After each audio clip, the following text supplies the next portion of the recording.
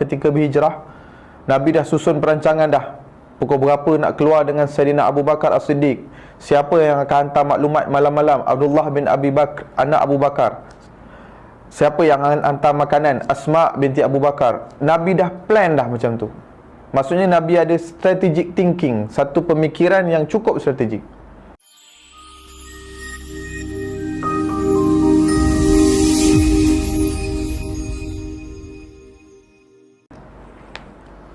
A'udzubillahi minasyaitonirrajim. Bismillahirrahmanirrahim. Assalamualaikum warahmatullahi wabarakatuh. Alhamdulillah, dalam sesi pertemuan kuliah kali ini, dalam sesi online ini, tajuk yang saya nak kongsikan adalah konsep Al-Qawiyul Amin. Bagaimana dalam Quran dicatatkan tentang peristiwa apabila Nabi Musa AS dicadangkan oleh anak-anak Nabi Shu'aib untuk diambil bekerja sebagai pembantu kepada Nabi Shu'aib. Maka kata anak-anak Nabi Shu'aib kepada ayahnya, Nabi Shu'aib AS,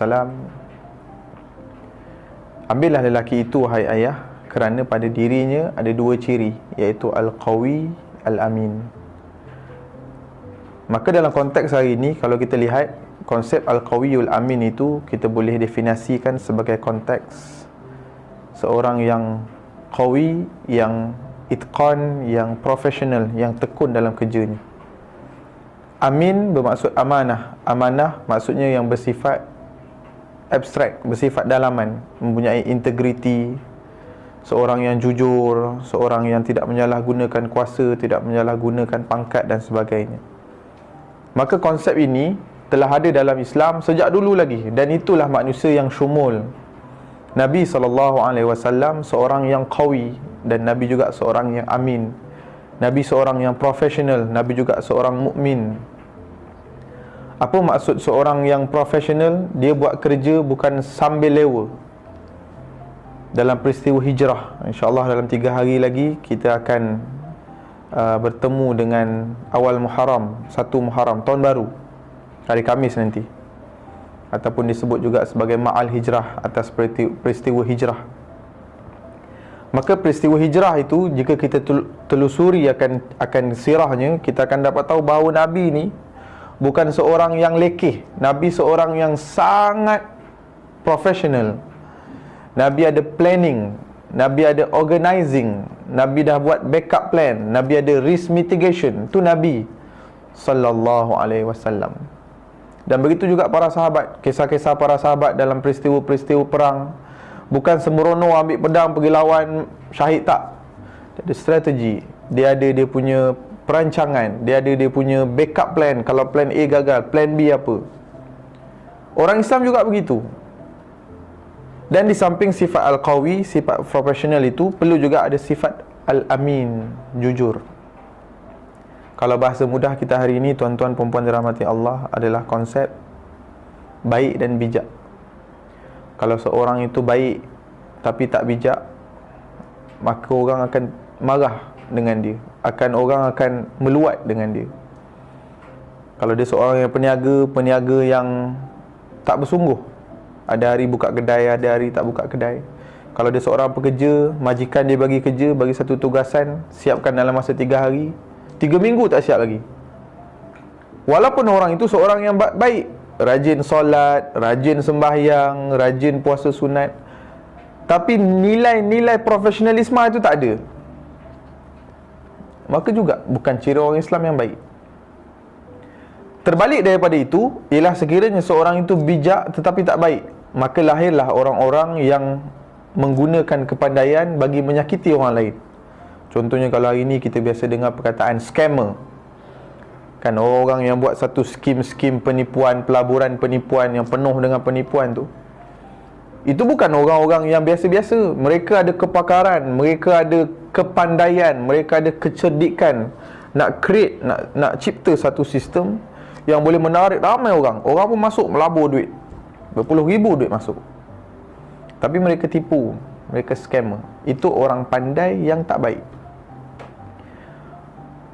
Islam dia ada dua-dua, Al-Qawiyul Amin. Jadi orang Islam buat kerja betul-betul. Ada profesionalisme dia.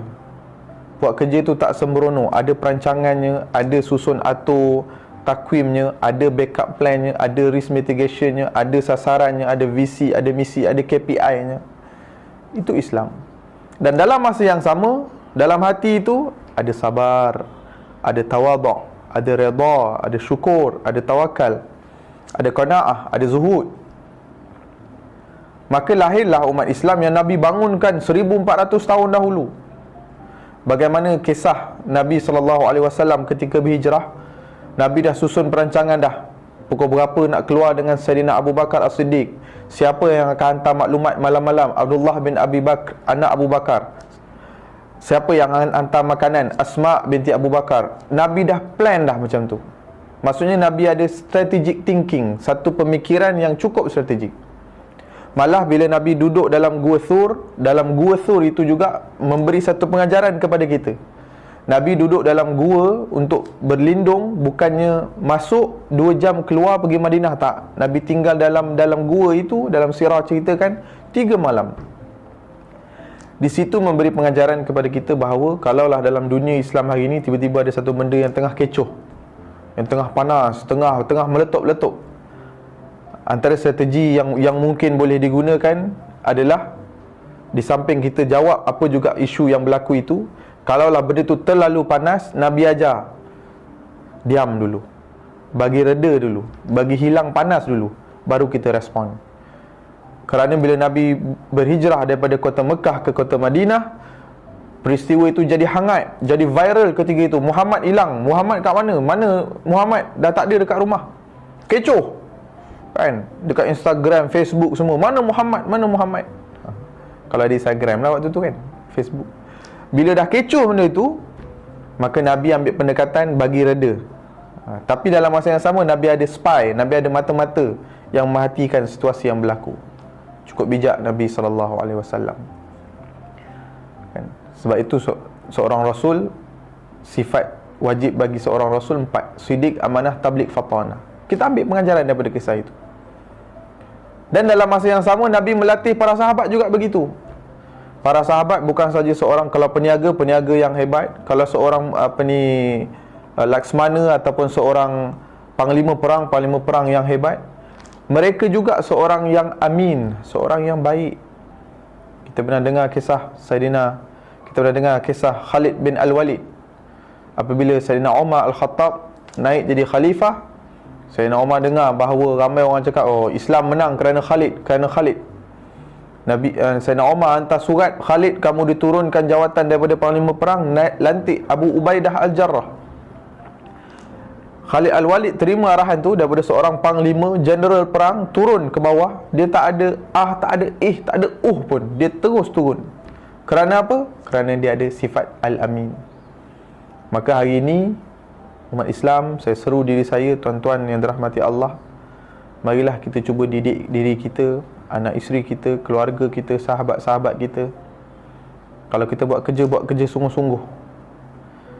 Kalau majikan, bos bagi tugasan tu buat, kalau kena buat ketah kerja kita tu komplit dengan maklumat, dengan hasil analisis dan sebagainya.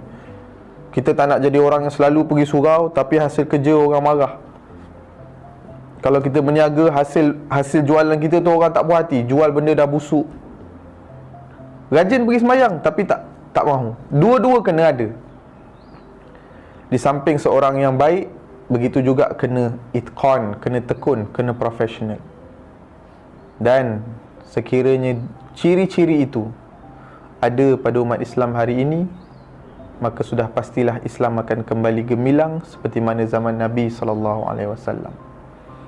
Dan perkara itu dia melibatkan juga dengan urusan ataupun dalam kerangka hablum minallah, hablum minan nas, hubungan dengan Allah, hubungan dengan manusia. Tak boleh rajin sembahyang tapi dengan manusia tak bergaul, bergaul dengan manusia tapi hubungan dengan Allah. Hablum minallah, hablum minan nas. Mempunyai hubungan yang baik dengan Allah Subhanahu wa taala, taat perintah Allah, jauhi larangannya, dan juga bermuamalah dengan manusia dalam keadaan yang baik. Maka itulah ciri-ciri yang Nabi SAW didik, turunkan kepada para sahabat ridwanullah alaihim ajma'in, dan kita ambil pengajaran.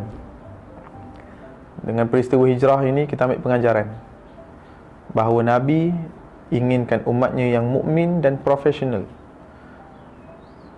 Kalau seorang itu sangat pandai, sangat bijak, tetapi tidak ada sifat amanah, lahirlah seorang pegawai besar yang ambil rasuah. Itu profesional tapi tak ada mukmin. Kalau mukmin tak profesional pula, kalau dia buat sesuatu kerja, orang tak suka. Hasil kerjanya, gerak kerjanya, orang kata, alah apa ni, lekeh lah kan? Pakai kopiah, pakai serban, tapi hasil kerja kan? End product itu tidak memuaskan. Bukan. Islam itu dia terbangun dari sudut batinnya dan terbangun dari sudut lahiriahnya. Hidupnya dengan manusia memberi kesan dalam sudut fardu kifayah. Hidupnya sebagai hamba Allah Subhanahu wa taala, dia terbangun dari sudut ta'abudiyah, pengabdian dirinya kepada Allah Subhanahu wa taala. Maka insya-Allah perkongsian ringkas ini mudah-mudahan memberi perangsang kepada kita untuk sama-sama baiki diri dari sudut mukmin, dari sudut profesionalisme kita sebagai seorang khalifah Allah. Ingatlah ciri al-qawi dan ciri al-amin yang perlu ada pada setiap umat Islam, dan itulah yang didambakan oleh Nabi SAW. Dan mudah-mudahan Allah bantu kita untuk sama-sama membangunkan diri kita ke peringkat yang lebih baik, insya-Allah. Aqulu qawli hadza wa astaghfirullahal azim li wa lakum. Billahi taufiq wal hidayah. Assalamualaikum warahmatullahi wabarakatuh.